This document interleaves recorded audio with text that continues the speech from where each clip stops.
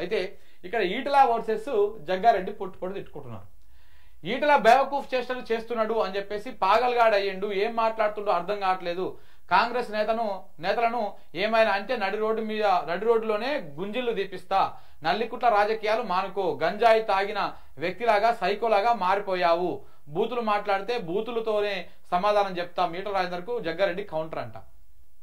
ఈ ప్రభుత్వం ఎన్నో రోజులు ఉండదు, ఈ ప్రభుత్వానికి ఈటల ఏమన్నాడు, దానికి జగ్గారెడ్డి ఎందుకు అంత ఫైర్ అయ్యిండు ఒకసారి ఇక్కడ చూద్దాం మిత్రులారా. లేదు తుగులకు ఎప్పుడో మన చరిత్ర తుగులకని చదువుకున్నాం. ఈ ముఖ్యమంత్రి తుగులకు నేను చాలాసార్లు చెప్పిన ముఖ్యమంత్రి గారి గురించి. ఇవాళ మా ప్రజల్ని ఏడిపించుకొని నీకేదో ఓట్లయితే ముఖ్యమంత్రి అయి కుర్చీ మీద కూర్చొని ఇవాళ మా ప్రజల్ని ఏడిపించుకుంటావు అంటే నువ్వు శాడిస్ట్ అయితే ఏడిపించుకుంటావు. గుర్తుపెట్టుకో, నువ్వు శాడిస్ట్ ఉంటావు. నువ్వు ఎవరు చెప్పిన ఏంటంటే నువ్వు సైకో అయితేనే ఇదే ఉంటుంది. గతంలో కూడా చెప్పాను నేను, మంచి పద్ధతి కాదు. ఇవాళ పరిపాలకుడు అనేవాడు, ముఖ్యమంత్రి అనేవాడు ప్రజల కన్నీళ్ళు ఏంటిది, ప్రజల కష్టాలు ఏంటిది, ఒకవేళ నీ ఇంటెలిజెన్స్ వ్యవస్థ ఉంటుంది తెలుసుకోవాలి. ఒకవేళ అక్కడి నుంచి తెలుసుకునే ఓపిక నీకు లేకపోతే నీ సొంత మనుషులు ఉంటారు, అందరూ తెలుసుకోవాలి. తెలుసుకొని ఇట్లాంటి రెక్టిఫై చేయాలి. కానీ ఇవాళ నీ కింద ఏమైతే లేకపోతే నువ్వు ఎట్లా ముఖ్యమంత్రి అయినావు, నువ్వు ఎంత వ్యవస్థ సిస్టంలో ఉన్నావు అర్థం రావట్లేదు. నీవే మున్సిపల్ ముఖ్యమంత్రి, మళ్ళీ అన్ని ఈ వ్యక్తి జరుగుతాయి. కాబట్టి నేను ముఖ్యమంత్రిని డిమాండ్ చేస్తున్నా, ఇట్లాంటి పిచ్చి వేషాలు మానుకో. నీ కింద అధికారులు ఏం చేస్తుందో దృష్టి పెట్టు, నీ సిస్టమ్ని బాగు చేసుకో. కానీ మా ప్రజల జీవితాలతో జరగడమనే ప్రయత్నం చేస్తే ఖబర్దార్ నా కొడుకు అని చెప్పి హెచ్చరిస్తున్నా. నీ అప్ప జాగిరి రాదని చెప్పి తెలియజేస్తా ఉన్నా. ప్రజల జీవితాలతో ఆడుకున్నాడు ఎవడు బాగుపడని చెప్పి నేను చెప్పిస్తున్నా, గుర్తుపెట్టుకో అని చెప్పి. ఇప్పటికైనా కాంగ్రెస్ పార్టీ నాయకులారా, మంత్రులారా, మీరు కూర్చొని ఇవాళ నీ కింద ఏం చేస్తున్నా తెలియకుండా మీరు సోయి లేకుండా ఉంటే మాత్రం నీ ఎంపడి పడతామని చెప్పి హెచ్చరిస్తూ మీ అందరికీ అండగా ఉంటూ ఉత్తర్వులు తీసుకుంటున్నాను. ఏమంటున్నాడు, ప్రజల జీవితాలతో చెలగాటం ఆడితే ఖబర్దార్. ఒక షాడిస్టు లెక్క, ఒక సైకో లెక్క బిహేవ్ చేస్తా ఉన్నాడు రేవంత్ రెడ్డి. ఏ ప్రజలైతే ఓట్లేసి గెలిపించారో ఆ ప్రజల కోసము పనిచేయాలి. కానీ ఆ ప్రజలను ఎందుకు కాల్చుక తింటా ఉన్నావు, వాళ్ళని ఎందుకు రాసి రంపాన పెడతా ఉన్నావు, ఎందుకు ఈ రకంగా ఇబ్బందులకు గురి చేస్తా ఉన్నావు, ఆ హైడ్రా గీడ్రా ఇవన్నీ తీసుకొచ్చి ఎట్లయితే ఇబ్బందులు పెడతా ఉన్నాడో దాన్ని దృష్టిలో పెట్టుకొని మాట్లాడినట్టు నేను. ఎందుకు ఇట్లా ఇది చేస్తా ఉన్నావు అని చెప్పేసి కొంత సీరియస్గానే మాట్లాడిండు ఎవరు, జగ్గారెడ్డి. ఇక్కడ ఆయన మాట్లాడింది ఏంది, కొంత షాడిస్ట్ అనడము, సైకో అనడము, ఖబర్దార్ నా కొడక అనడం, ఇవన్నీ కూడా కొంత గట్టిగా మాట్లాడిండు. దీంతో జగ్గారెడ్డి దానికి కౌంటర్ వేసాడు.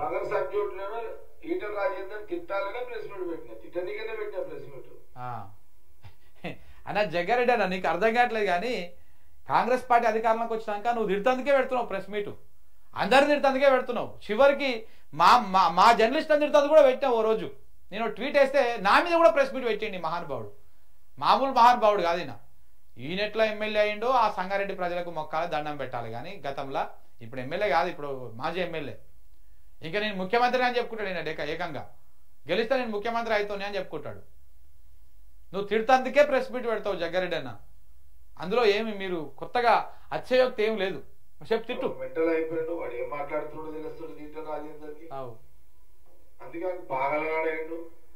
మీ గురించి మీరు చెప్పుకుంటాడా అనిపిస్తుంది చూడబోతుంటే.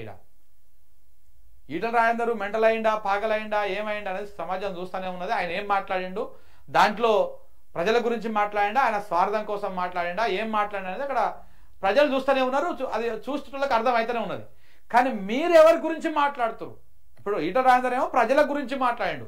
ప్రజలకు అన్యాయం చేస్తుంటే మీరు ఎందుకు ఇట్లా అన్యాయం చేస్తారు అని చెప్పేసి ప్రజల గురించి ఆయన వాయిస్ని రైజ్ చేసిండు. కొంత గట్టిగా మాట్లాడిండు ముఖ్యమంత్రి గారిని. ఓ మాట గట్టిగా అన్నాడు. సరే, ఆ మాట అనకుంటే ఉంటే బాగుంటుండే, బట్ ఆయన అన్నాడు ఆ స్ట్రెస్ ఉండాలని చెప్పేసి.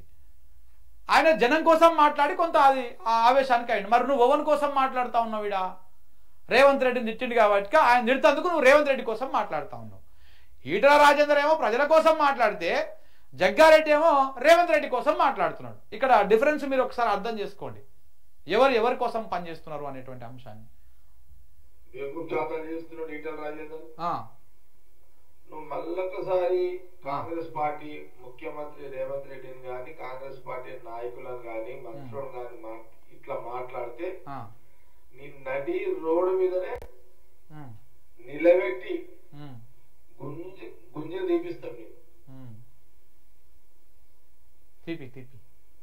ఒకసారి ఎట్టుంటుందో ఒకసారి తీపియాలి. నడి రోడ్డు మీదనే గుంజీలు తీపియాలి. ఎవరు?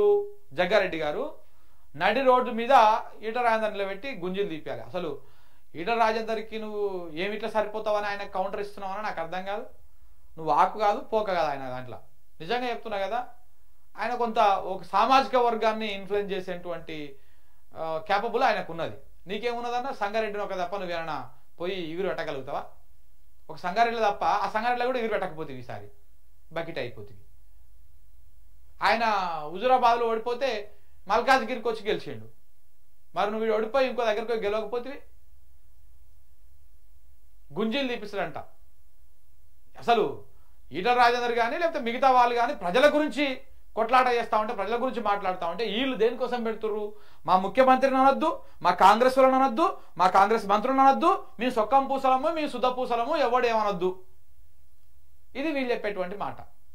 ప్రజల కోసం కొట్లాడుతోడేవాడు, పార్టీని కాపాడుకోవడం కోసం, పార్టీ కోసం మాట్లాడుతోడేవాడు. ఇక్కడ మనం అర్థం చేసుకోవాలి, ప్రజలుగా మనమే అర్థం చేసుకోవాలి ఎవరు ఏంటిది అనేది.